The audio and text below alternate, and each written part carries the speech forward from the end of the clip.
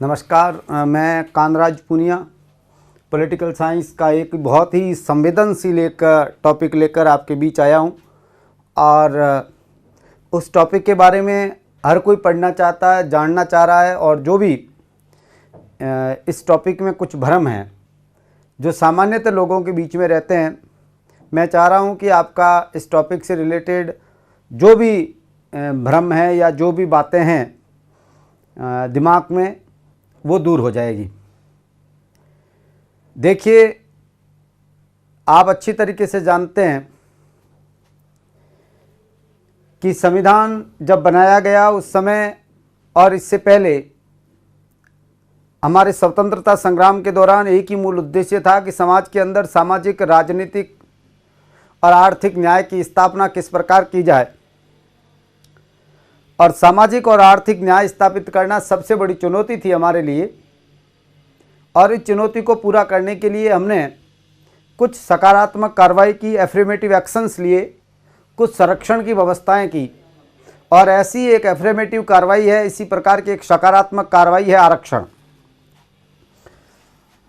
आरक्षण बहुत ही संवेदनशील मुद्दा है। रिजर्वेशन जिसको आप बोलते हैं, इसका मूल उद्देश्य क्या है? इसका मूल उद्देश्य है समाज के अंदर एक न्याय को स्थापित करना। न्याय क्या है? न्याय व्यवहार है। देखिए, मैं आपको न्याय की दो थियरी की बात करूं, एक होता है प्रक्रियात्मक न्याय और एक होता है तात्विक न्याय। प्रक्रियात्मक न्याय में यह देखा जाता है कि प्रोसेस फॉलो किया गया है या नहीं किया गया है, और तात्विक न्याय में यह देखा जाता है कि उद्देश्य पूर्ण हुआ है या नहीं हुआ है। हमारा समाज में उद्देश्य क्या है? सामाजिक और आर्थिक और राजनीतिक न्याय की स्थापना करना। और यदि हम सामाजिक और आर्थिक न्याय की स्थापना नहीं कर पाते हैं तो हमारा उद्देश्य पूरा नहीं होता है। अर्थात जहां पर उद्देश्य पर ध्यान दिया जाता है, यह आरक्षण एक उद्देश्यपूर्ण न्याय स्थापित करने की कोशिश करता है। उद्देश्यपूर्ण न्याय, या मैं इसको एक सिंपल सी बात कह दूं तो ये एक प्रकार की राज्य द्वारा की गई सकारात्मक कार्रवाई है। सकारात्मक कार्रवाई का मतलब है ऐसे लोग जो वास्तव में पिछड़े हुए हैं, ऐतिहासिक कारणों से जिन लोगों की क्षति हुई है, इतिहास में किसी न किसी प्रथाओं के, कुरीतियों के, किसी व्यवस्था के कारण उनकी जो क्षति हुई है उस क्षति की पूर्ति करना, इसका मूल उद्देश्य है क्षतिपूर्ति।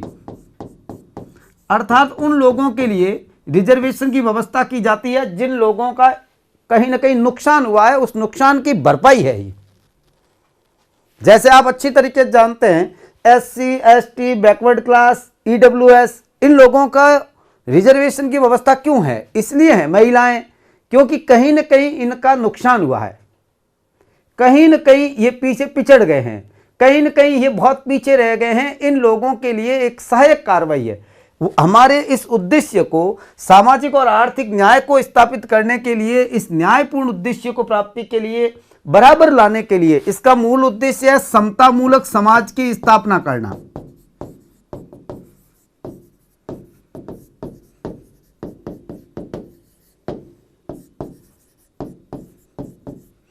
इसलिए किसी भी समाज के अंदर रिजर्वेशन की व्यवस्था होती है, चाहे वो आर्थिक सेक्टर में हो सकती है, सरकारी नौकरियों के सेक्टर में हो सकती है, चाहे पॉलिटिकल सेक्टर में हो सकती है। हम आज एक इस प्रकार के तात्विक न्याय पर आधारित टॉपिक की बात करेंगे जिसको हम रिजर्वेशन कहते हैं, आरक्षण कहते हैं। इस टॉपिक में हम क्या पढ़ेंगे, मैं आपको जनरली बता देता हूं। इसमें सबसे पहले तो हम ये पढ़ेंगे कि ये रिजर्वेशन है क्यों। बहुत जरूरी चीज है, मैं आपको बता दूं विद्यार्थियों, जब तक आप ये नहीं समझोगे कि ये क्यों है, तब तक आपको रिजर्वेशन ही समझ में नहीं आएगा। दूसरी बात हम ये पढ़ेंगे कि इसके अंदर हिस्टोरिकल कॉन्सेप्ट किस प्रकार का रहा। हिस्टोरिकल कॉन्सेप्ट की हम बात करेंगे। हिस्टोरिकल कॉन्सेप्ट में हमारी जो बात रहेगी, मैं आपको एक सिंपल सी बात बताऊं, वो ये रहेगी कि ये रिजर्वेशन वास्तव में कैसे आया। ये रिजर्वेशन अंग्रेजों के काल में जब अंग्रेजी व्यवस्था थी तो किस प्रकार से ये काम किया, मांग कैसे उठी, वास्तव में कौन कौन से कमीशन अंग्रेजों के काल में गठित हुए, ये बात हम करेंगे। उसके बाद हम विद्यार्थियों जो बात करेंगे वो करेंगे कॉन्स्टिट्यूशनल सिस्टम की।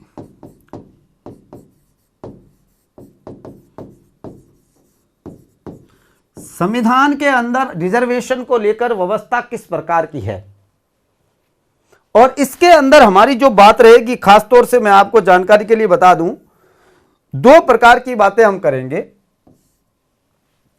एक तो यह बात करेंगे कि कॉन्स्टिट्यूशन के अंदर पॉलिटिकल रिजर्वेशन किस प्रकार का है, एक रहेगी पॉलिटिकल रिजर्वेशन की,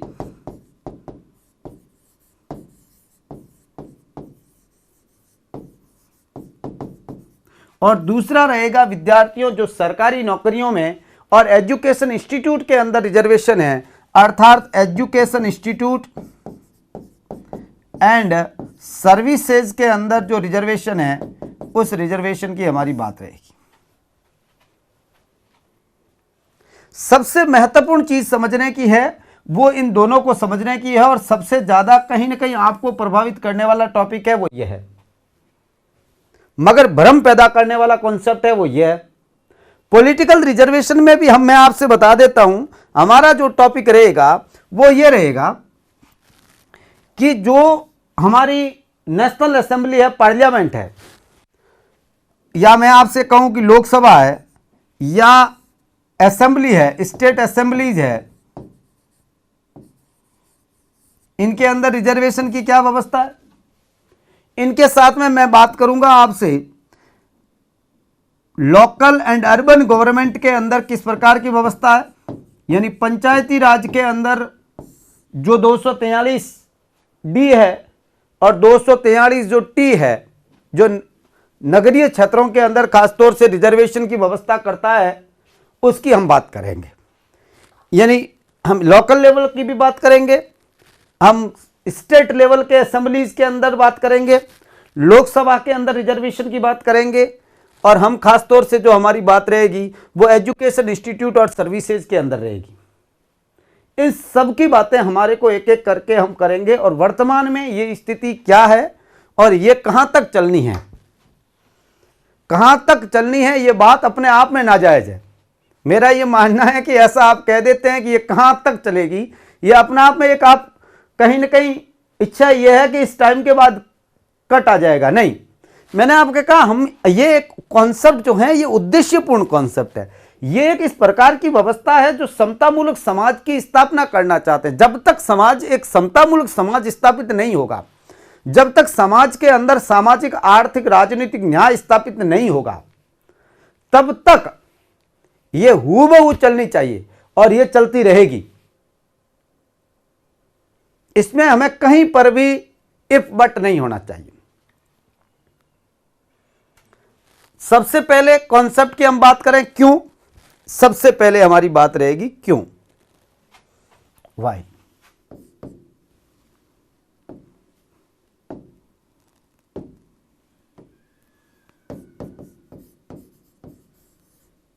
आरक्षण क्यों। आप अच्छी तरीके से जानते हैं, और मैं कई बार कहा है मैंने, अनुसूचित जाति, अनुसूचित जनजाति और बैकवर्ड क्लास, यह है क्या। अनुसूचित जाति वो जाति है जो समाज के अंदर कभी समाज का हिस्सा थी, मगर समाज के लोगों के व्यवहार के कारण, उसके प्रति हे व्यवहार के कारण, उसे तुच्छ समझने के कारण, उसे नीच समझने के कारण, उसे छोटा समझने के कारण उसे समाज में बराबरी का मौका नहीं मिला, जिसके कारण वो पीछे रह गई। वो समाज का अनिवार्य हिस्सा थी, परंतु समाज ने उसे बराबरी का मौका नहीं दिया। हमारा व्यवहार उनके साथ ऐसा था, भेदभावपूर्ण था, और जिस भेदभावपूर्ण व्यवहार के कारण उनको क्षति हुई, सीधी सी बात है, क्षति होनी थी, उनको नुकसान हुआ, जिसके कारण वो पीछे रह गए। अब जब हमने एक समतामूलक समाज की कल्पना की, हमने ये सोचा कि हम एक ऐसा मानवीय समाज स्थापित करें जिसमें हम बराबरी हो, तो सीधी सी बात है, जिन लोगों को जितना उन लोगों को नुकसान हुआ है हमारे तुच्छ समझने के कारण, छोटा समझने के कारण, के कारण, नीच समझने के कारण हमारा जो उनको नुकसान हुआ है, उनके लिए कोई न कोई अफर्मेटिव एक्शन लेना पड़ेगा, कोई न कोई सकारात्मक कार्रवाई करनी पड़ेगी। और ये कार्रवाई जो है ये आरक्षण है। अर्थात ये एक प्रकार की, मैं आपको बता देता हूं, समता मूलक समाज की स्थापना के लिए है। समता मूलक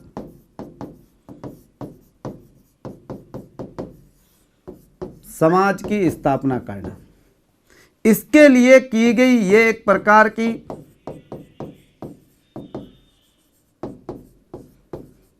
सकारात्मक कार्रवाई है। यह एक उद्देश्य मूलक कार्रवाई है। उद्देश्य मूलकता का ध्यान जहां रखा जाता है, जहां सामाजिक आर्थिक न्याय स्थापित करने की बात को ध्यान में रखा जाता है, उसे तात्विक न्याय कहते हैं। यह तात्विक न्याय पर आधारित धारणा है। मैं आपको जानकारी के लिए बता दूं, जब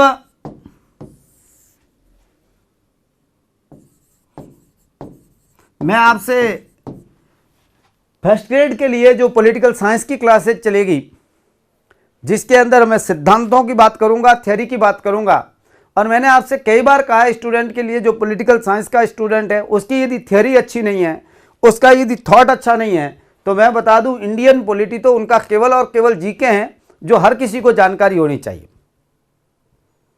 और जब मैं उन क्लासों की बात करूंगा तब मैं बात करूंगा, यहां मैं नहीं जाना चाहता, क्योंकि यहां गहराई से जाऊंगा तो आपको लगेगा कि वास्तव में यहां हमारे लिए ये बातें कहां काम आएगी, कईयों को ऐसा लगेगा भी। पर मैं आपको जनरली बता दूं, इसका मूल उद्देश्य यह है कि लोगों की नियुक्ति में, पदोन्नति में, एजुकेशन में कोई विशेष रियायत देना, उनके लिए विशेष छूट देना, उनके लिए, उनको क्षतिपूर्ति के लिए अवसरों को वरीयता देना, इसका मूल उद्देश्य है। अवसरों की समानता नहीं, अवसरों की वरीयता, उनको सीनियरिटी देना, मौका देना उनको, ताकि उन्हें बराबरी का अवसर मिले। अवसरों की वरीयता देना इसका मूल उद्देश्य है। यहां पर केवल योग्यता का ध्यान नहीं रखा जाएगा, योग्यता के साथ आवश्यकता का भी ध्यान रखा जाएगा। यहां योग्यता का भी ध्यान रखा जाता है, प्लस यहां आवश्यकता का भी ध्यान रखा जाता है। ओनली योग्यता नहीं, केवल और केवल योग्यता बनाकर आप कॉन्सेप्ट करेंगे तो, स्थापित करेंगे तो प्रक्रियात्मक हो जाएगा नहीं। इसके साथ यह भी ध्यान रखा जाएगा कि उसकी नीड क्या है। और आप अच्छी तरीके से जानते हैं, जो SC ST बैकवर्ड क्लासेज हैं, जो पिछड़े हैं, जो वीकर सेक्शंस है, उन लोगों के लिए नीड है। और हम यदि आवश्यकता के साथ, योग्यता और आवश्यकता दोनों के बीच यदि कॉम्बिनेशन रखेंगे तो एक सही समाज स्थापित होगा, एक समाजवादी जो कॉन्सेप्ट होता है वो स्टैब्लिश होगा। मैं उस समाजवाद की बात नहीं कर रहा हूं जो USSR और चाइना जैसे देशों में है, मैं अपने तरीके के समाजवाद की बात कर रहा हूं। मैं सामाजिक आर्थिक न्याय आधारित समाजवाद की बात कर रहा हूं, जहां पर प्रत्येक व्यक्ति की रोटी कपड़ा मकान बिस्तर मिले, ऐसी व्यवस्था की बात कर रहा हूं। और यह तभी होगा जब हम उनको वरीयता देंगे, अवसरों की वरीयता देंगे। यह तब होगा जब हम उनकी आवश्यकता को ध्यान में रखेंगे, हम इस उद्देश्य को लेकर चलेंगे, इस प्रकार की व्यवस्था करेंगे तब। इसलिए इनके लिए एक संरक्षण की व्यवस्था की जाती है, विशेष व्यवस्था की जाती है कि उनको मिले, कुछ उनको छूट दी जाए, उनको अंकों में, मापदंडों में, राजनीति में, वोटिंग सिस्टम में, मत देने में उनको छूट दी जाए। हमारे देश में मत में छूट नहीं है, पर आप अच्छी तरीके से जानते हैं कि अंग्रेजों के काल के अंदर जो कम्युनल अवार्ड था, जो सांप्रदायिक पछाड़ जिसको आप बोलते हैं, रैमसे मैकडोनाल्ड का, उनके अंदर दलितों को 2 वोट देने का राइट था, तो वहां दिया गया था। कोई कैसी व्यवस्था करे, वो समाज का अपना एक स्ट्रक्चर होता है, एक व्यवस्था होती है जिसके तहत समाज स्थापित करता है कि उन्हें किस प्रकार की व्यवस्था स्थापित करनी है, वैसी वो व्यवस्था स्टेब्लिश करता है। ये विद्यार्थियों, इसके साथ मैं एक बहुत जनरल बात आपसे बता देता हूं जो आप याद रहे तो रखना है। रिजर्वेशन अपने आप में राज्य की द्वारा की गई एक सामर्थ्यकारी व्यवस्था है।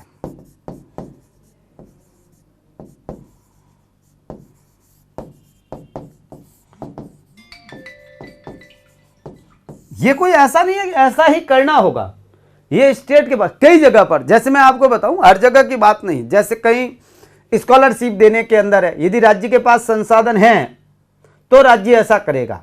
जैसे आपको पता है हमारे directory principle of state policy का जो है आर्टिकल 46 है, वो SC ST और वीकर सेक्शंस के लिए शिक्षा संबंधी और अर्थ संबंधी विशेष व्यवस्था करने की बात कहता है, विशेष प्रावधान करने की बात कहता है। ये क्या है, ये स्टेट के पास में यदि जो डायरेक्टिव प्रिंसिपल्स हैं ये सामर्थ्यकारी व्यवस्था है। उनके हमारा स्टेट यदि समर्थ है, उनके पास संसाधन है तो वो कर सकता है। यदि उनके पास संसाधन ही नहीं है तो वो क्या करेगा, स्कॉलरशिप की व्यवस्था। आज के टाइम में आप अच्छी तरीके से जानते हैं स्कॉलरशिप है, विशेष स्कूल्स हैं, सब व्यवस्थाएं हमने कर रखी है, हम कर रहे हैं, धीरे धीरे सुधार भी हो रहा है। परंतु 1951 में, 1958 में, 60 में ऐसी व्यवस्थाएं नहीं थी, क्योंकि स्टेट उस समय समर्थ नहीं था।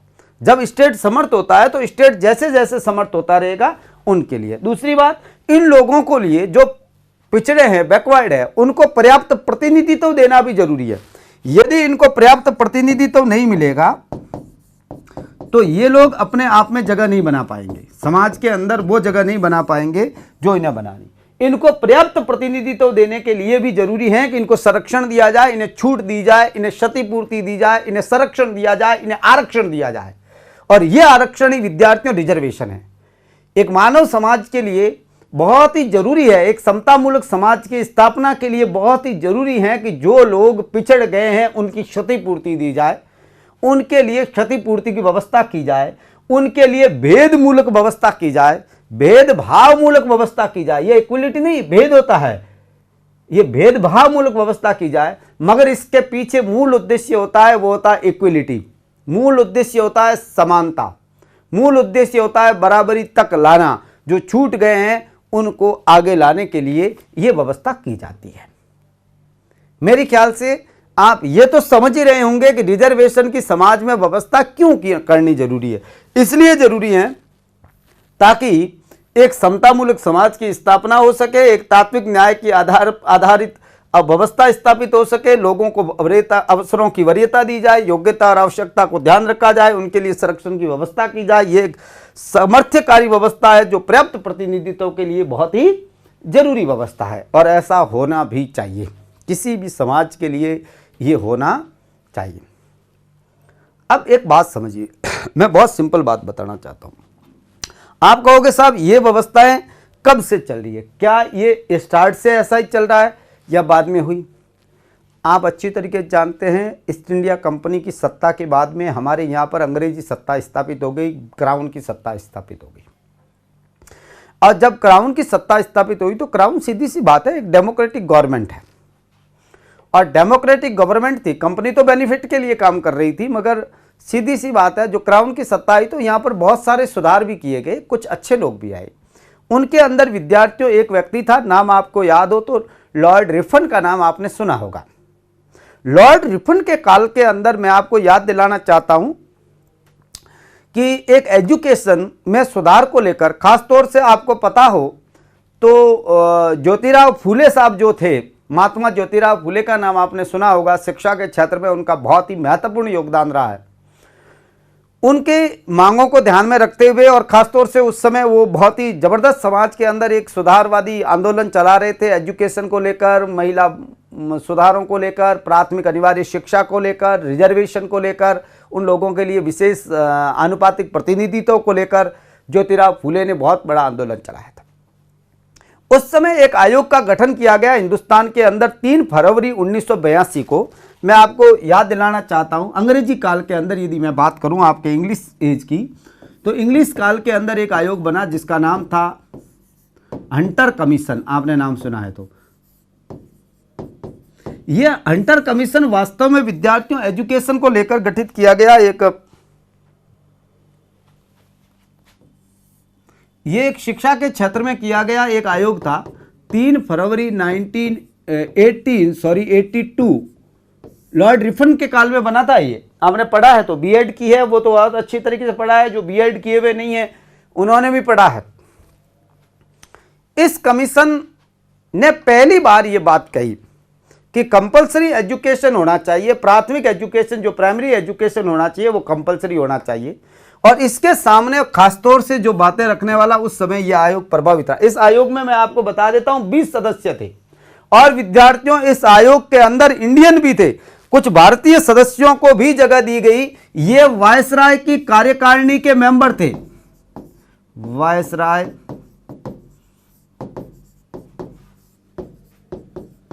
की कार्यकारिणी के सदस्य ये खुद थे।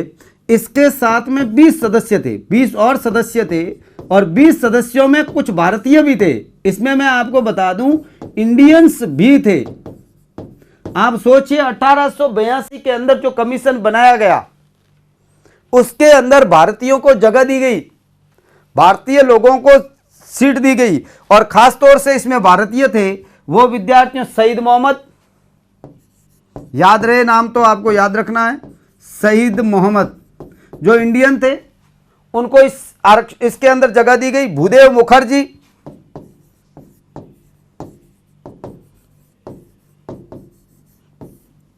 इसके साथ में थे आनंद मोहन बोस,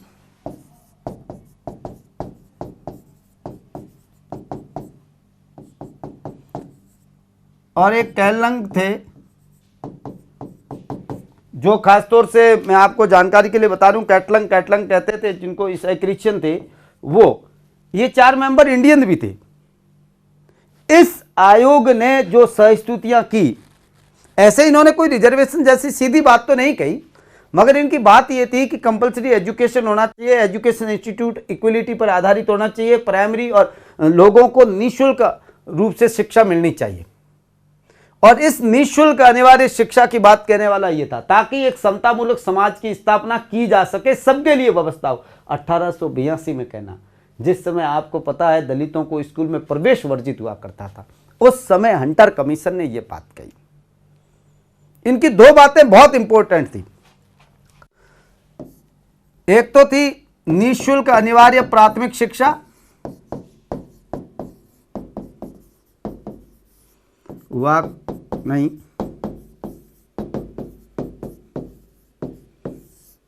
और दूसरा मैं बात बहुत अच्छी तरीके से बता देता हूं, ज्योतिराव फूला की मांग ये थी, खासतौर से उनकी थी, आनुपातिक रूप से जनसंख्या के अनुपात में रिजर्वेशन। आनुपातिक रिजर्वेशन में जिस जाति का जितना प्रतिनिधित्व, जितनी जनसंख्या है उसको उतना आरक्षण मिलना चाहिए, यह बात उस समय कही गई। परंतु विद्यार्थियों कोई ध्यान नहीं दिया गया। ठीक है, जैसा स्टेट द्वारा फैसिलिटी की गई थी, आपको पता है जब वायसराय बदल जाते थे व्यवस्थाएं बदल जाती थी। उसके बाद आपको जानकारी के लिए मैं बताना चाहता हूं, पहली बार देश के अंदर विद्यार्थियों एक रियासत थी, नाम था कोल्हापुर। आपने नाम सुना होगा, महाराष्ट्र की एक रियासत है कोल्हापुर। कोल्हापुर के महाराजा हुआ करते थे शाहू जी। उन्होंने पहली बार 1902 के अंदर इस रियासत ने 1902 में एक सरकारी आदेश निकालकर 50% बैकवर्ड क्लासेस कम्युनिटीज के लिए, जो लोग हैं पिछड़े लोग हैं, उनके लिए 50% आरक्षण की व्यवस्था की। सरकारी नौकरियों में और एजुकेशन इंस्टीट्यूट के अंदर 50% तक पहली बार विद्यार्थियों हिंदुस्तान के अंदर किसी रियासत द्वारा, हाँ कोई प्रांत पूछे तो मद्रास था, जिसने मैं आपको बता दूं कम्युनल अवार्ड, एक ऑर्डर निकाला था, गवर्नमेंट कम्युनल अवार्ड बोला जाता है। 1927 में जस्टिस पार्टी की सरकार हुआ करती थी उस समय वहां पर, और जस्टिस पार्टी के द्वारा यह व्यवस्था की गई थी, उनके लिए रिजर्वेशन की व्यवस्था की गई। आपको पता हो तो वहां पर 1927 में जो मद्रास का ऑर्डर था, जिसको बाद में स्वतंत्रता के बाद 1951 के अंदर चुनौती भी दी गई, चंपाकम दोराइजन वर्सेज मद्रास राज्य केस के अंदर, जहां पर मद्रास स्टेट ने ब्राह्मण, नॉन ब्राह्मण, हरिजन, मुसलमान, क्रिश्चियन को आनुपातिक रूप से रिजर्वेशन देने की बात कही गई थी। मगर पहली रियासत, पहला कोई सरकारी आदेश हिंदुस्तान के अंदर निकला जिसके द्वारा रिजर्वेशन की फैसिलिटी दी गई, वो दी गई कोल्हापुर के रियासत द्वारा। पहली बार ऐसा हुआ विद्यार्थी। और ये जो रियासत के द्वारा ये व्यवस्था की गई थी 1902 के अंदर, उसके बाद में आप अच्छी तरीके से जानते हैं अंग्रेजों के काल में जो कुछ हुआ वो कहने की जरूरत नहीं है। शाहू जी महाराज के बाद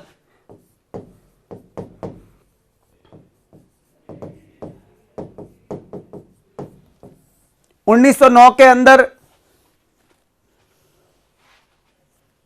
जो मार्ले मिंटो अधिनियम आया, उसके अंदर पहली बार धार्मिक आधार पर, सांप्रदायिक आधार पर रिजर्वेशन दिया गया। सांप्रदायिक आरक्षण की व्यवस्था की गई, मुसलमानों को पृथक प्रतिनिधित्व की व्यवस्था की गई।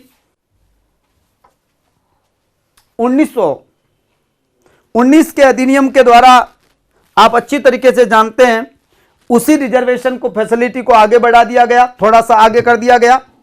1924 के अंदर मदीवान समिति बनाई गई, जिसने जो पिछड़ी हुई जातियां थी उनके लिए प्रतिनिधित्व बढ़ाने की बात कही। मदीवान कमेटी बनी थी 1924 में, जिसने भी इस रिजर्वेशन की बात कही। आपको याद दिलाना चाहता हूं, इसी दौरान एक राउंड टेबल कॉन्फ्रेंस हुई थी, सेकंड राउंड टेबल कॉन्फ्रेंस। आपको पता होगा 3 राउंड टेबल कॉन्फ्रेंस हुई 30, 31, 32 में, और जो सेकंड राउंड टेबल कॉन्फ्रेंस थी 1931 के अंदर हुई थी, इसमें तीनों में ही डॉक्टर भीमराव अंबेडकर साहब गए थे, तीनों राउंड टेबल कॉन्फ्रेंस में गए थे। जब सेकंड राउंड टेबल कॉन्फ्रेंस के अंदर गए, गोलमेज सम्मेलन के अंदर गए, तो इन्होंने दलितों के लिए एक अलग विशेष प्रतिनिधित्व की मांग की, आरक्षण की मांग की।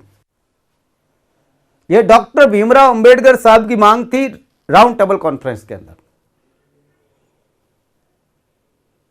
जब यह मांग की गई तो उस समय ब्रिटेन के प्रधानमंत्री हुआ करते थे रैमसे मैकडोनाल्ड। आपको याद दिलाना चाहता हूं, यदि आपको याद रहे तो, अगस्त 1932 के अंदर रैमसे मैकडोनाल्ड ने एक सांप्रदायिक पक्षांत की घोषणा की, या मैकडोनाल्ड घोषणा की, और उन्होंने कहा कि हम दलितों के लिए, हरिजनों के लिए, जिसको हरिजन कहा गया बाद में आपको पता है महात्मा गांधी ने, उन दलितों के लिए हम 78 सीट रिजर्व करते हैं। और खास बात देखिए, मैं आपको याद दिलाना चाहता हूं विद्यार्थियों, उस कम्युनल अवार्ड के अंदर यह बात कही हुई थी कि जहां पर सामान्य सीटें हैं, उन सामान्य सीटों में दलितों को 2 वोट देने का अधिकार होगा। बहुत बड़ी घोषणा। देखिए, मैं आपको एक बात जनरली बता दूं, जब आप रिजर्वेशन की बात करते हैं, हम बात करते हैं, तो कई लोगों की ये सोच होती है कि वो सीधा छिड़ने शुरू हो जाते हैं अंदर ऐसा लगता है कि ये एक तरह से देश के लिए बहुत ही खतरनाक है। देखिए, कोई चीज खतरनाक नहीं है। मैंने आपको जनरली कई बार बात कहता हूं कि खतरनाक केवल और केवल हमारी सोच हो सकती है, खतरनाक उसका यूज हो सकता है, उसका मिसयूज हो सकता है। मगर मैं आपको बता देता हूं, कभी भी कोई जो कॉन्सेप्ट आया वो कहीं ना कहीं समाज के हित के लिए आया, कोई न कोई उद्देश्य लेकर आया। और अंग्रेज भी बुद्धिमान थे, ऐसा तो थे नहीं कि वो भारत के कोई अपना चाहते थे, ये बात ठीक है, मगर थे तो वो बुद्धिमान, जिसमें तो कोई शक नहीं। जब 1931 की बात के आधार पर उन्होंने जो अवार्ड की घोषणा की 1932 में, उस 1932 के अवार्ड की क्या बात थी खास, याद रहे तो मैं बता दूं, जिसको कहते हैं सांप्रदायिक पक्षांत।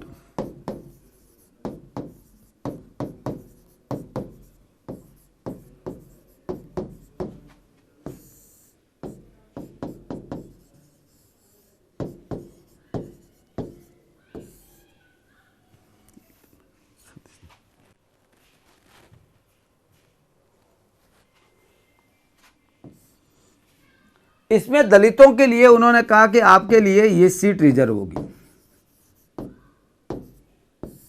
यहां पर दलित ही खड़े होंगे, दलित ही वोट देंगे। देखिए, उस समय रिजर्वेशन का मतलब था उसी कैटेगरी के लोग उसी कैटेगरी को वोट देते थे। जैसे मान लीजिए एक सीट है, ये सीट है एससी की, तो यहां पर एससी ही वोट देगी, खड़ा भी वही होगा, वोट भी वही देगा। आज की तरह नहीं है कि वोट सब देते हैं, और इसलिए ही तो प्रॉब्लम होती है। उस समय केवल और केवल एससी को एससी वोट देगा। दूसरी बात, इनको कहा गया जहां पर जनरल सीट है वहां पर इन दलितों को, जो दलित है उन दलितों को 2 वोट का अधिकार होगा, अर्थात वोट वेटेज उनका बढ़ा दिया गया, प्रभाव बढ़ा दिया गया, असर बढ़ा दिया गया, इफेक्ट बढ़ा दिया गया। यह क्षतिपूर्ति है उनकी, उन्हें रिजर्वेशन, दोहरी व्यवस्था की गई उनके लिए। पर आप अच्छी तरीके से जानते हैं विद्यार्थियों, मुझे नहीं कहना चाहिए, सितंबर के अंदर मजबूरन एक पैक्ट करना पड़ा, जिसको हम जनरली पूना पैक्ट के नाम से जानते हैं। 24 सितंबर 1932 को यह वापस लेना पड़ा। 24 सितंबर 1932। देखिए अगस्त में हुआ था और सितंबर में पूना पैक्ट हुआ। पूना पैक्ट क्यों हुआ मैं कहना नहीं चाहता या ज्यादा डिस्कस करूंगा, आप जानते हैं मैटर ज्यादा हो जाता है, लंबा खींच लेते हैं हम किसी बात को। इस सांप्रदायिक पहचान के कारण आमरण अनशन किया गांधी जी ने। गांधी जी ने कहा कि वापस लिया जाए, अंबेडकर के ऊपर दबाव बनाया गया और अंबेडकर साहब को वापस लेना पड़ा। और इसके अंदर आप अच्छी तरीके से जानते हैं गांधी जी ने इन सीटों के बदले दलितों को 151 सीटें देने की बात कही। उन्होंने कहा हम ज्यादा देंगे, परंतु आपको ये जो घोषणा है इसको वापस लेनी पड़ेगी, इसको यूज से बैक होना पड़ेगा। 24 सितंबर 1932 को, सॉरी 1932 को यह पैक्ट हुआ, जिसको हम पूना पैक्ट कहते हैं। मगर एक बात समझिए, यहां कितना नुकसान हो गया। नुकसान कैसे हुआ आप कहोगे साहब ये तो आप इतिहास को ही अपने हिसाब से व्याख्या कर रहे हो। देखिए इतिहास की मैं मेरे हिसाब से व्याख्या नहीं कर रहा हूं, आप अच्छी तरीके से जानते हैं यहां पर कांग्रेस ने यह वादा किया कि हम आपको यह सीट देंगे। यहां दलितों के पास 78 सीट थी, आपने यह सीट किसको दी? दलितों को दी, कांग्रेस से। अर्थात यहां पर आपने उन लोगों को पार्टी में बांध दिया। दूसरी बात मैं आपको बता देता हूं, पूना पैक्ट अंबेडकर खुद ने लिखा है, पूना पैक्ट दलितों के साथ एक धोखा था। क्यों? क्योंकि 78 सीटें कांग्रेस ने खुद जीती वहां पर। एक सिंपल सी बात बताऊं, आप बुरा मत मानना, कभी नहीं मानना चाहिए मेरे ख्याल से किसी को भी। आज के टाइम में भी एससी और एसटी को लोकसभा और विधानसभा में रिजर्वेशन है, पर आप जानते हैं यह रिजर्वेशन केवल दिखावा है। कैसे? कैसे कि इसलिए क्योंकि ये लोग एक पार्टी टिकट देती है, मान लीजिए कोई सीट रिजर्व है और उस सीट के लिए यदि टिकट मिली तो या तो बीजेपी के या कांग्रेस उसको टिकट देगी। वो किसके वोटों से जीतेगा? वो जनरल के वोटों से जीतेगा, वो अगड़ी जातियों के वोटों से जीतेगा, वो पिछड़ी जाति या दलितों के वोटों से नहीं जीत रहा है। उसको उसका ध्यान रखना पड़ेगा, यहां ऐसा नहीं था। दूसरी बात, उस आदमी को पार्टी लाइन में बांध दिया जाता। पार्टी भले ही बसपा हो, कांग्रेस हो, बीजेपी हो, कोई फर्क नहीं पड़ता, मगर वो दलितों का प्रतिनिधि नहीं रहा, वो एक पार्टी का प्रतिनिधि हो गया और उसे पार्टी लाइन से हटकर बात कहने का अधिकार नहीं होगा। और होगा तो सीधी सी बात है, एंटी डिफेक्शन एक्ट लग जाएगा, दल बदल विरोधी कानून लग जाएगा, उसकी सदस्यता वापस ले ली जाएगी। यानी जो आपने दलित प्रतिनिधि बनाया है वो वास्तव में दलितों की मांग तो उठा ही नहीं सकता, वो पार्टी की लाइन से हटकर बात कर ही नहीं सकता, वो वोटों के लिए अगड़ी जातियों का गुलाम है।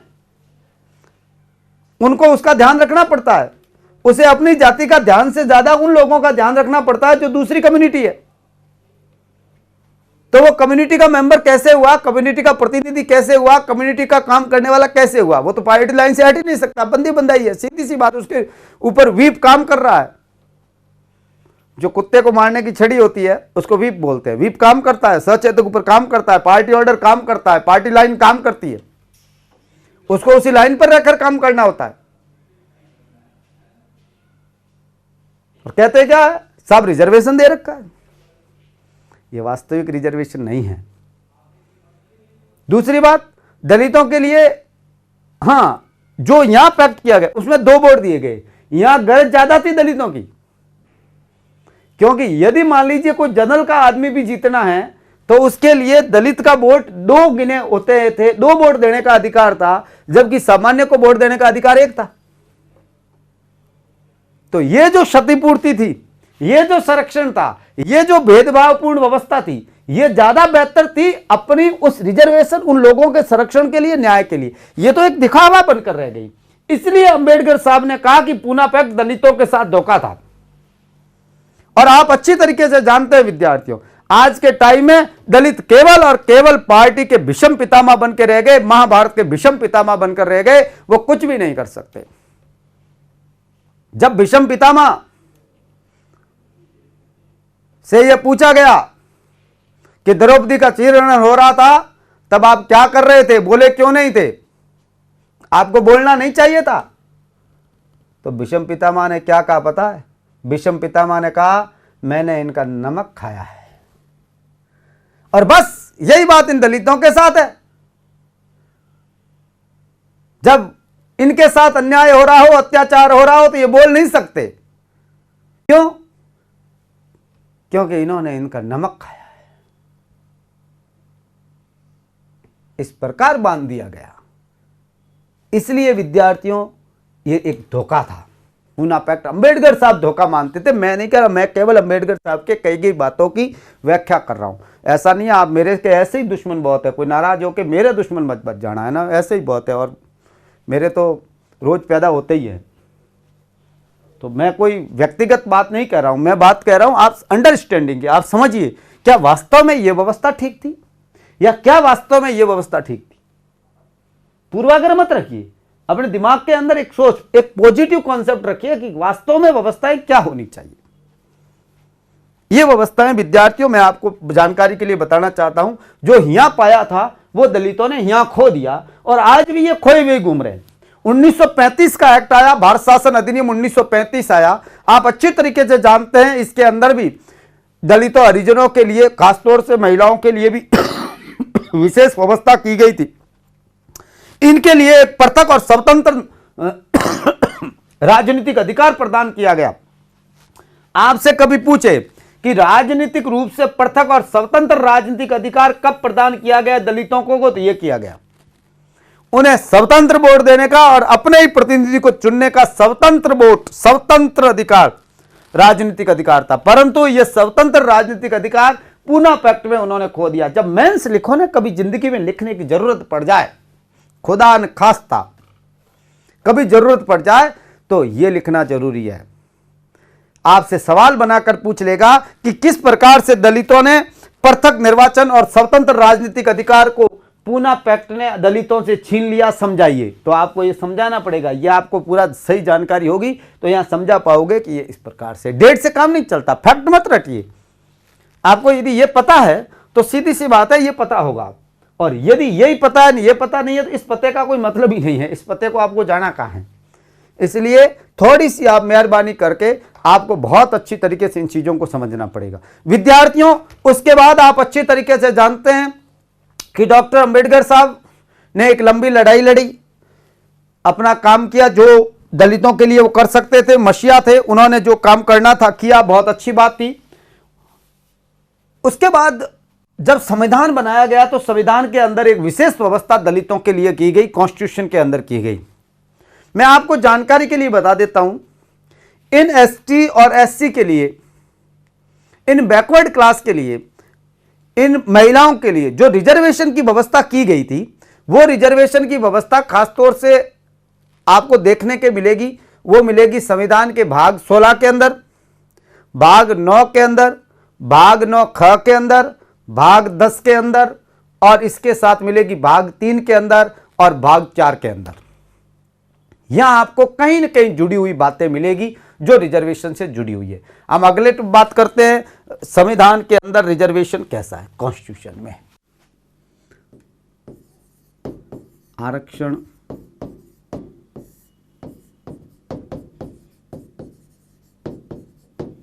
संविधान में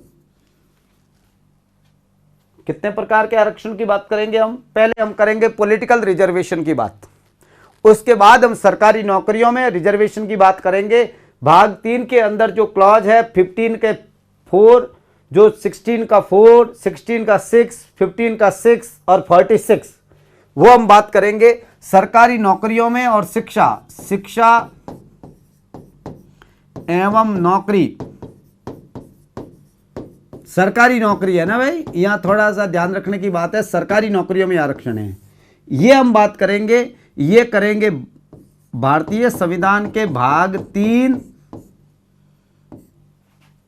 के अंदर, खासतौर से हमारी बात रहेगी आर्टिकल 15 का क्लॉज 4, आर्टिकल 15 का क्लॉज 5 और 15 का क्लॉज 6। और इसके साथ रहेगा आर्टिकल 16 का 4 और आर्टिकल 16 का 6 और एक रहेगा भाग 4 के अंदर हमारी बात रहेगी आर्टिकल 46 की। ये बात मैं अलग से करूंगा, यहां आपको जाना नहीं है, थोड़ी देर रुक जाइए। हम पहले बात कर रहे हैं पॉलिटिकल रिजर्वेशन की, राजनीतिक आरक्षण। बहुत इंपॉर्टेंट ये आरक्षण है, राजनीतिक आरक्षण।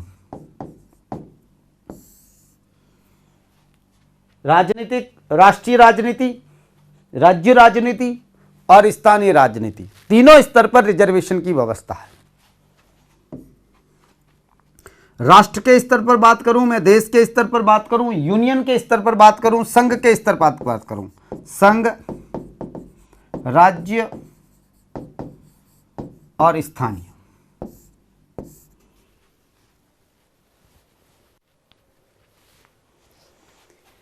संघ के अंदर जो रिजर्वेशन है, पार्लियामेंट जो हमारी है, संघ की जो विधायिका है जिसको हम पार्लियामेंट बोलते हैं, उसमें केवल और केवल मैं आपको जानकारी के लिए बता देना चाहता हूं, या ध्यान रखने की बात है वो ये है विद्यार्थियों कि यहां रिजर्वेशन केवल और केवल संघ में लोकसभा में है, या लोकसभा में ही है, राज्यसभा में रिजर्वेशन नहीं है, लोकसभा में है। और राज्य के विधान मंडल के अंदर जो रिजर्वेशन है वो केवल और केवल विधानसभा में है, विधान परिषद में नहीं है। विधान परिषद में पढ़े लिखों का रिजर्वेशन की व्यवस्था है, मगर एससी एसटी वुमेन्स इसके लिए कोई रिजर्वेशन की फैसिलिटी नहीं है। स्थानीय स्तर पर दो स्तर होते हैं, एक स्तर होता है शहरी स्तर जिसको अपन बोलते हैं नगर पालिकाएं। क्या बोला जाता है? नगर पालिकाएं, म्युनिसिपलिटीज। ध्यान रखिए विद्यार्थियों, उसको म्युनिसिपलिटीज बोलते हैं। और ग्रामीण क्षेत्रों के अंदर जो स्थानीय स्वशासन काम कर रहा है उसको हम बोलते हैं पंचायती राज।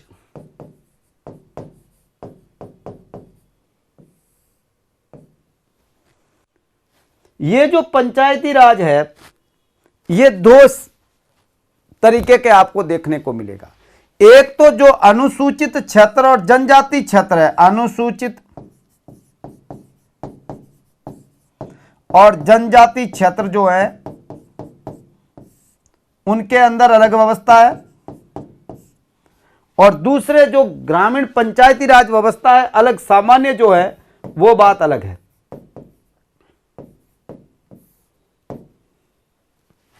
शहरी में ऐसा नहीं होता। शहर में तो कोई ऐसा नहीं है कि अनुसूचित जाति या अनुसूचित जनजाति क्षेत्र है, ऐसा कुछ विशेष व्यवस्थाएं नहीं होती उनके लिए। मगर ग्रामीण क्षेत्रों में आप जानते हैं डूंगरपुर है, बांसवाड़ा है, प्रतापगढ़ है, ये ऐसा एरिया है जहां पर ये लोग ज्यादा रहते हैं, ट्राइब कौम रहती है, तो उनके लिए विशेष प्रावधान कर रखे हैं। जो भाग संविधान के अंदर जो भाग है इनके लिए, ये जो भाग है ये भाग है 10, और 10 के अंदर एक आर्टिकल आता है 244,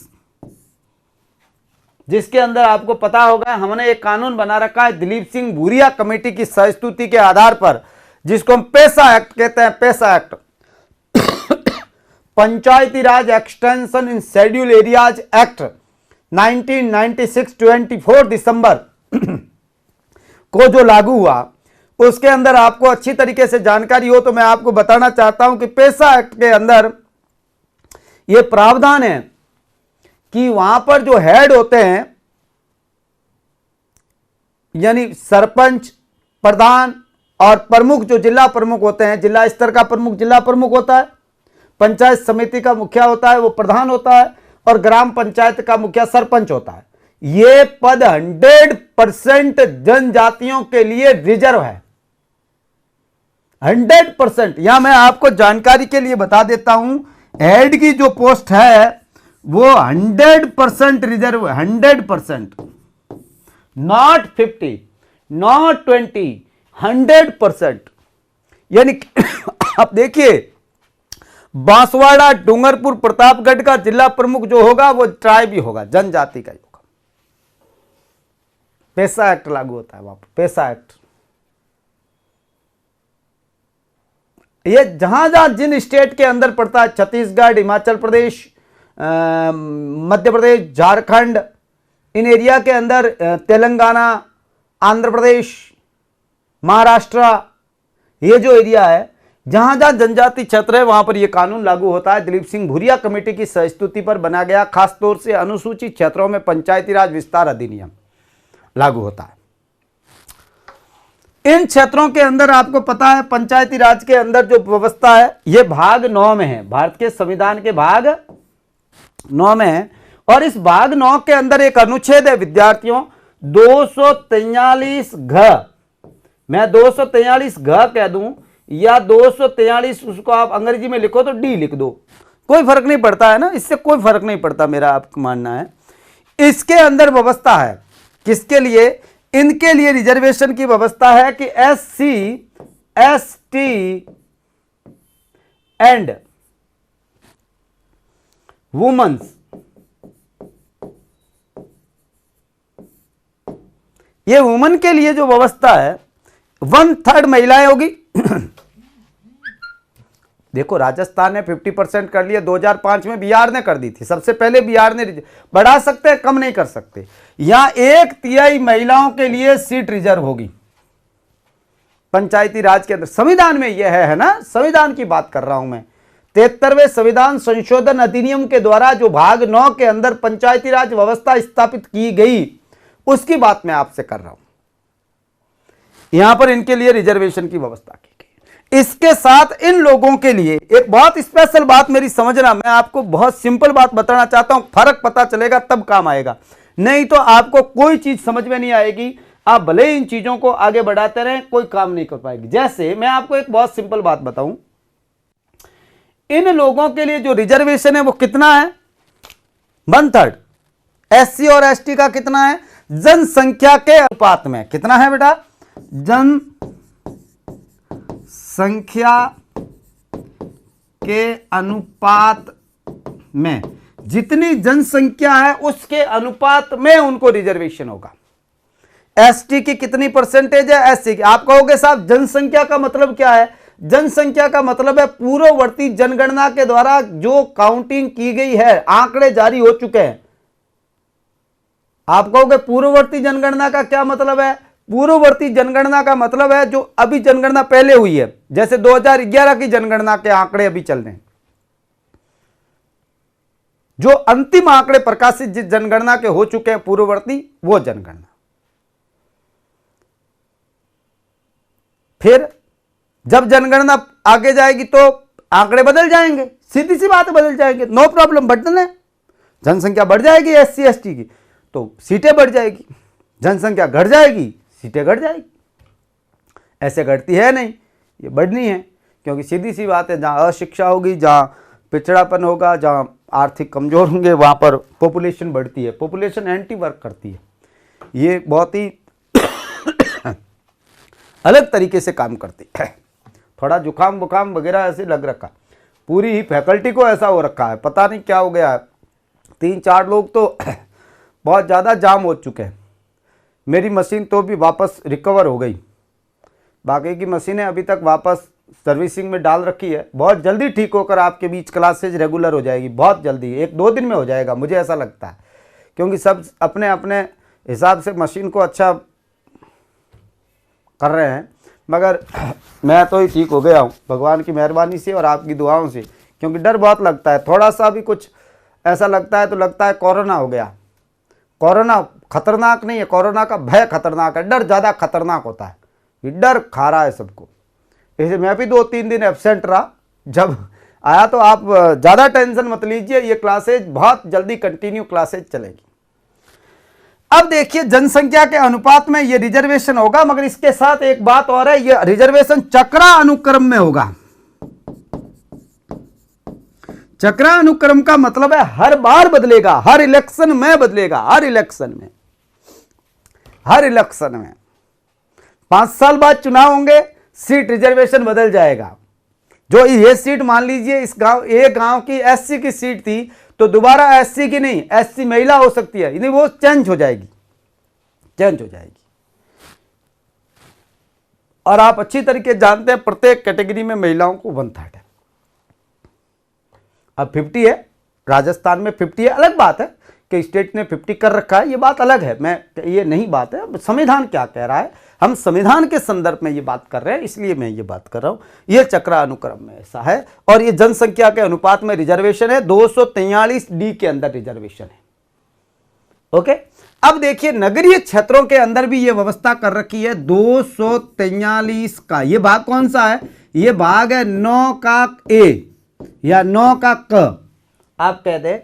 इसके अंदर 243T लिख दो या ना लिख दो, कोई फर्क नहीं पड़ता इसमें। इनके अंदर रिजर्वेशन की व्यवस्था है किसके लिए? SC, ST और वुमेन्स। अलग है, ये तो एक व्यवस्था बात ही अलग है। इनके लिए जो रिजर्वेशन की व्यवस्था है ये कैसी है? जनसंख्या के अनुपात में, वैसी की वैसी विद्यार्थियों, जनसंख्या के अनुपात में। और ये भी कैसी होगी? चक्रा अनुक्रम में ये व्यवस्था होगी, ये भी व्यवस्था कर, यानी यहां भाग 9 में भी है, भाग 9 क में भी है, ये दोनों जगह हैं। और ये अलग है, भाग 10 है जो 244 काम करता है, एक ही आर्टिकल है 200, आपको पता है भाग 10 के अंदर। तो यहां अब मैं वापस देखिए थोड़ा सा, ये तो बाद में जोड़ेंगे, आपको पता है ये 74वां संविधान संशोधन अधिनियम है, यह 74वां संविधान संशोधन अधिनियम 1993, और यह 73वां संविधान संशोधन अधिनियम 1993। 24 अप्रैल 1993 और जून 1993, ये आगे बात करूंगा जब पंचायती राज व्यवस्था की बात करेंगे। पर यहां रिजर्वेशन की बात, मैं आपसे पॉलिटिकल रिजर्वेशन की बात करता हूं, ये कैसा है ये थोड़ी सी समझने की जरूरत है। मगर आप देखिए ये कम्युनल अवार्ड की तरह नहीं है, इनमें भी सीटों के जो रिजर्व सीट होगी उस पार्टी सिस्टम से जहां वोट होता है वहां होगी, वोट सामान्य देंगे।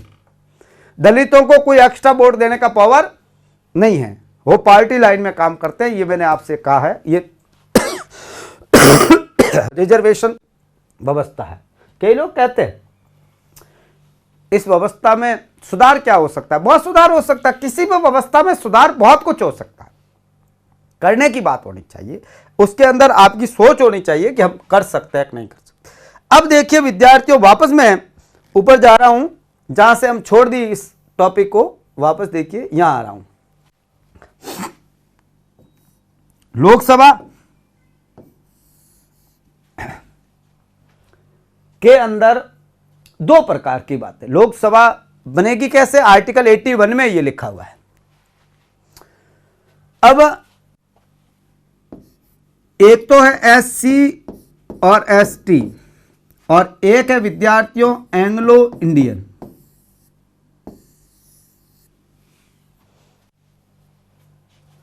ठीक है, विधानसभा के अंदर भी ऐसा ही है, SC, ST और एंग्लो इंडियन। आप कहोगे साहब यहां पर महिलाएं नहीं हैं, नहीं है। पहली बात यहां ध्यान रखनी है कि यहां पर महिलाओं को रिजर्वेशन नहीं है।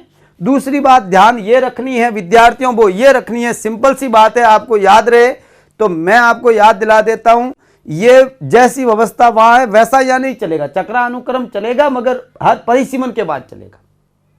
वहां एंग्लो इंडियन नहीं है, यहां एंग्लो इंडियन है। ये बात जो कही गई है मूल संविधान के अंदर आर्टिकल 331, ये पूरा का पूरा जो भाग है, ये दोनों, ये भाग है 16। भारतीय संविधान का भाग याद रहे आपको, तो ये भाग 16 है जिसके अंदर ये प्रावधान है। संविधान के भाग 16 के अंदर ये प्रावधान है। 331, 332 नहीं 330, सॉरी है ना बेटा, 331, 332, 333 और एक महत्वपूर्ण आर्टिकल और है 334 और 35 की बात मैं आगे करूं। देखो इसमें ये लिखा हुआ है 330 के अंदर कि लोकसभा के अंदर अनुसूचित जाति और अनुसूचित जनजाति का जनसंख्या के अनुपात में आरक्षण होगा। यह भी किस अनुपात में है? जनसंख्या के अनुपात में। आप अच्छी तरीके से जानते हैं तो मैं आपको बता दूं, 2001 की जनगणना के हिसाब से एससी के लिए ये जो सीटें हैं ये 84 सीट है और ये सीटें हैं 47 सीट है।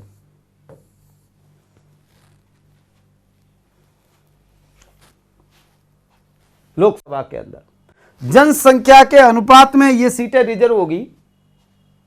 मगर आपको याद दिलाना चाह रहा हूं, याद रहे तो आपको याद रखना है, ये सीटें परिसीमन द्वारा तय हो जाएगी कौन सी सीट रिजर्व होगी, और जब दोबारा परिसीमन होगा तब चेंज होगी। संख्या बढ़ जाए अलग चीज है, क्योंकि आपको पता है ये रिजर्वेशन 10 साल के लिए बढ़ता है। अब यहां एक सवाल होता है, कई बार लोग ये कहते हैं कि साहब अंबेडकर साहब ने ये रिजर्वेशन 10 वर्ष के लिए ही करके गए थे। नहीं, अंबेडकर साहब ने कभी नहीं कहा 10 वर्ष के लिए। 10 वर्ष इसलिए किया गया कि प्रति जनगणना के बाद आंकड़े बदलेंगे तो रिजर्वेशन बदलेगा, क्योंकि रिजर्वेशन जनसंख्या के अनुपात में है। पूर्ववर्ती जनगणना के आंकड़े बदले तो रिजर्वेशन की सीट बदलेगी कि नहीं बदलेगी, इसलिए यह व्यवस्था 10 साल के लिए की गई। अंबेडकर साहब ने कभी नहीं कहा कि 10 साल के लिए आरक्षण होना चाहिए। दूसरी बात मैं आपको बता देता हूं, सरकारी नौकरियों में और शिक्षा के संबंध में जो रिजर्वेशन है उसके लिए कोई 10 साल से ऐसा प्रावधान नहीं है, वो स्थायी है, फंडामेंटल राइट है। ये पॉलिटिकल रिजर्वेशन है, यहां पर 334 के प्रावधान लागू होते हैं, 10 साल के प्रावधान लागू होते हैं और हर 10 साल बढ़ते हैं। इसका मतलब यह नहीं है कि हर 10 साल ये सरकारें बढ़ाती है, नहीं। मैं आपको जानकारी के लिए बता दूं, यह व्यवस्था इसलिए की गई थी कि हर 10 साल बाद जनगणना होगी, जनगणना से आंकड़े बदलेंगे तो रिजर्वेशन बदलेगा, इसलिए 10 साल के लिए की गई है।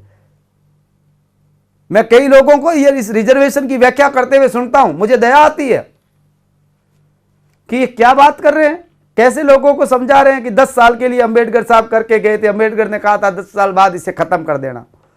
अरे कब कहा अंबेडकर साहब ने 10 साल बाद खत्म कर देना? अंबेडकर साहब इस भारत को अच्छी तरीके से नहीं जानते थे कि 10 साल बाद इक्वलिटी स्टेब्लिश हो जाएगी।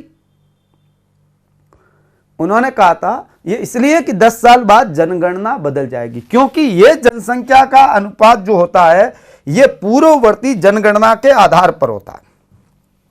ये पूर्ववर्ती जो जनगणना है उसके आंकड़ों को आधार बनाया जाता है और जनगणना 10 साल बाद होती है, आंकड़े बदलेंगे, इसलिए 10 साल किया गया। बेटा समझना बहुत जरूरी है। रिजर्वेशन पढ़ लेते हैं, कॉन्सेप्ट क्लियर है नहीं, 10 साल के लिए थी, बात खत्म हो जाती।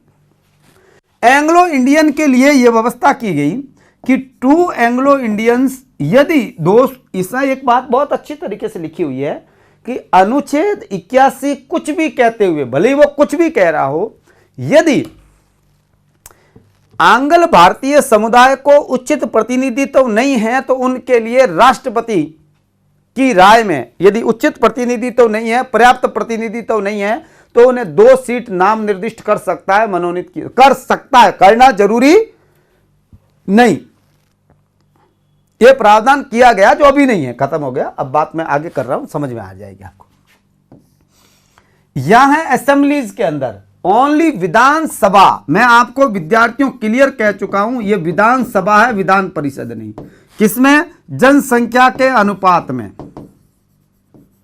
क्लियर बात है? जनसंख्या कौन सी? पूर्ववर्ती जनगणना। और विधान सभा के अंदर एक एंग्लो इंडियन राज्यपाल द्वारा।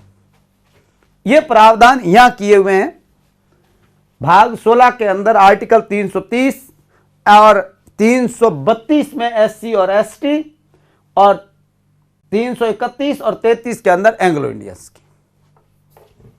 यहां एक बहुत इंपॉर्टेंट आर्टिकल लिखा हुआ है, मैं आपको याद दिलाना चाहता हूं, याद रहे तो, इन दोनों से रिलेटेड जो पूरे के साथ लागू होगा। ये यहां भी लागू होगा और आगे भी लागू होगा, देखना, यहां भी लागू होगा, यहां भी लागू होगा और पंचायती राज पर भी लागू होगा, दोनों जगह लिखा हुआ है। ये आर्टिकल 334 बहुत इंपॉर्टेंट आर्टिकल है, आपको याद रखना चाहिए। हाल ही में इसमें बहुत बड़ा चेंज हो गया। इसमें यह व्यवस्था की गई कि संविधान लागू होने के 10 वर्ष तक, कब तक? संविधान लागू होने के 10 वर्ष तक ये प्रावधान लागू रहेंगे। क्यों 10 वर्ष किया गया? 10 वर्ष के लिए नहीं था, यहां 10 ईयर। संविधान लागू होने के, संविधान लागू 26 जनवरी को हुआ, लागू होने से 10 वर्ष तक ये किया गया, अर्थात 25 जनवरी 1960 तक। देखो ये डेट तो मैं कह रहा हूं ना, अपन आप ये इसलिए कह रहा हूं कि कहीं यदि आप 10 साल पूरे हो जाते हैं, सिंपल सी बात सब समझते हैं, 10 साल की व्यवस्था की गई। अब जब भी इसमें आगे बढ़ाना होगा इन चारों को, इनको भी, और मैं बता दूं 243 का न भी और 243 का घ भी, वो भी वहां भी प्रावधान लागू हो गए, लिखा हुआ है 243 घ में भी है और 243 न में भी है। ये लिखा हुआ है कि 334 के प्रावधान लागू होंगे, वहां है, वहां एंग्लो इंडियन जैसी कोई व्यवस्था नहीं है ना, उनके लिए व्यवस्था है 10 वर्ष के लिए। अब देखिए हर साल जब जनगणना होती है तो जनगणना के बाद आंकड़े बदलते रहते हैं, सीधी सी बात है, और सीटों के हिसाब से होता रहता है। आप अच्छी तरीके से जानते हैं हमारे यहाँ पर परिसीमन, यहाँ परिसीमन आयोग काम करता है, वहां पर कोई परिसीमन आयोग काम नहीं करता। पंचायती राज और नगर पालिकाओं के अंदर परिसीमन नहीं, राज्य सरकार परिसीमन करती है। छात्रों का निर्धारण राज्य सरकारें करती है, जैसा अमेरिका में गेरीमेट्रिक सिस्टम है वैसे होता है, हमारे यहां पर ऐसा नहीं होता। आप अच्छी तरीके से जानते हैं हमारे विधानसभा क्षेत्रों का और लोकसभा क्षेत्रों का जो परिसीमन होता है, इसके लिए एक परिसीमन आयोग होता है, जो एक विधिक आयोग है, कानूनी आयोग है, पार्लियामेंट द्वारा बनाए गए कानून के तहत गठित किया गया एक स्वायत्त आयोग है, जिसके द्वारा दी गई रिपोर्ट अंतिम होती है, जिसमें कोई संशोधन नहीं किया जा सकता और किसी न्यायालय में चुनौती नहीं दी जा सकती, उसे परिसीमन आयोग कहते हैं। या आप जब हम लोकसभा राज्यसभा पढ़ेंगे, विधानसभा पढ़ेंगे, तब बात करेंगे, तब ये बातें आएगी। अब 10 साल के लिए 25 जनवरी 1960 से पहले ये प्रावधान आगे बढ़ाना था, इसलिए एक संशोधन किया गया, 8वां संविधान संशोधन, और इसको 10 की जगह कितने कर दिए गए? 20 वर्ष कर दिए गए। 10 साल से ज्यादा नहीं बढ़ा सकते। क्यों नहीं बढ़ा सकते? जनगणना के बाद जारी हुए आंकड़ों के हिसाब से सीटें बढ़ती है, पूर्ववर्ती जनगणना के आंकड़ों के हिसाब से। समझ में आ रही मेरी बात? 10 वर्ष से ज्यादा क्यों नहीं बढ़ा सकते? क्योंकि अंबेडकर ने कहा ना, जनगणना के हिसाब से बढ़ते हैं, जो जनसंख्या उसी अनुपात में सीट बढ़ती है, और पूर्ववर्ती जनगणना के जो अंतिम आंकड़े प्रकाशित हो चुके हैं उसमें जो उस एसटी एससी की जनसंख्या है उसी अनुपात में सीटें होगी, इसलिए ऐसी व्यवस्था की गई। उसके बाद में 23वां संविधान संशोधन पास किया गया और यहां 30 कर दी गई। उसके बाद में यहां पर एक संविधान संशोधन पास किया गया 45वां, उसमें कर दी गई 40 वर्ष। उसके बाद 62वां पास किया गया और कर दी 50 साल। उसके बाद में यहां पर पास किया गया 79 कॉन्स्टिट्यूशनल अमेंडमेंट, कर दिया गया 60 वर्ष। उसके बाद किया गया 95 कॉन्स्टिट्यूशनल अमेंडमेंट,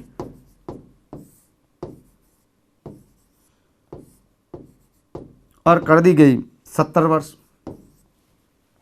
फिर किया गया 104वां संविधान संशोधन 2019, 25 जनवरी को एक्टिव हुआ। देखो अब यह तारीख आती है क्या ये लागू कब हुआ? 25 जनवरी 2020।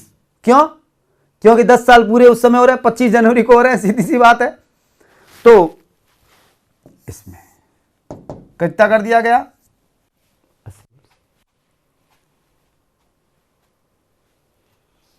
ऐसे बढ़ाया जाता।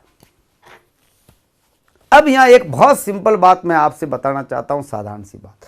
इस संविधान संशोधन की एक बहुत ही इंपॉर्टेंट बात है इस आर्टिकल से रिलेटेड, जो आर्टिकल 334 में संशोधन हुआ, जो 2019 में अंबेडकर, हमारे 104 संविधान संशोधन हो चुके हैं, और इस 104वें संविधान संशोधन अधिनियम और 126वें संविधान संशोधन विधेयक के द्वारा विद्यार्थियों एक चेंज किया गया बहुत बड़ा। इसके पीछे कारण था, सभी ने सर्वसहमति से किया कि एंग्लो इंडियन की जो प्रावधान किए गए थे उसका अभी कोई ज्यादा महत्व नहीं रहा।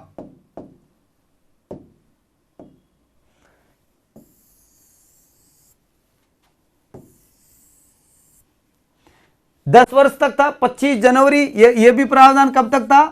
25 जनवरी 2020 तक। बढ़ाओगे तब 25 जनवरी 2030 होगा। ये दोनों ही एंग्लो इंडियन का जो रिजर्वेशन बढ़ाना था, ये 104वें कॉन्स्टिट्यूशनल अमेंडमेंट एक्ट 2019 द्वारा बढ़ाए नहीं गए, ये बढ़ाए नहीं, बढ़ाए नहीं, इसका मतलब ऑटोमेटिकली खत्म हो गया। अब एंग्लो इंडियन का जो नॉमिनेट करने का, जो नाम निर्दिष्ट करने का प्रावधान था, विधानसभा में 1 सदस्य और लोकसभा में 2 सदस्य, वो प्रावधान अब नहीं रहा प्रभावी। ये 25 जनवरी 2020 को ऑटोमेटिकली निष्प्रभावी हो गया, क्योंकि इसे 10 साल के लिए आगे नहीं बढ़ाया गया। जबकि एससी और एसटी का प्रावधान जो रिजर्वेशन का है जनसंख्या के अनुपात में, वो इसे आगे बढ़ा दिया गया। और आपको याद दिला दूं कि ये अभी भी आगे चल रहा है और ये आगे रहेगा 2030 तक।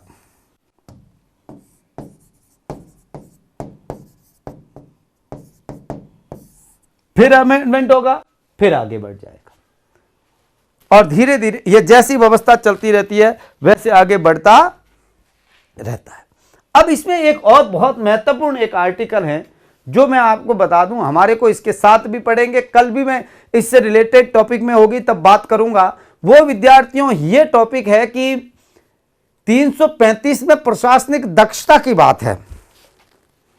सेवाओं और पदों के लिए अनुसूचित जाति और जनजाति के दावों से रिलेटेड ये राज्य सरकार या संघ सरकार के अधीन किसी पदों के लिए यदि सेवाओं के अंदर लिया जाता है तो प्रशासनिक दक्षता बनाए रखने का ध्यान रखा जाएगा। इसमें भी हमारी पार्लियामेंट ने 82वें संविधान संशोधन अधिनियम 2000 द्वारा एक संशोधन कर दिया गया, जो मैं आगे बात करूंगा। जब सेवा की बात करूंगा, सर्विसेज की बात करूंगा, आप अच्छी तरीके से जानते हैं हम नागराज फैसले के अंदर इसको बहुत बड़ी चुनौती मिली थी और जिसे सही माना गया था, मैं उसमें बात करूंगा। परंतु पॉलिटिकल रिजर्वेशन की मैं आपसे बात कर रहा था और मेरी ख्याल से पॉलिटिकल रिजर्वेशन में आपको कोई प्रॉब्लम आनी नहीं चाहिए।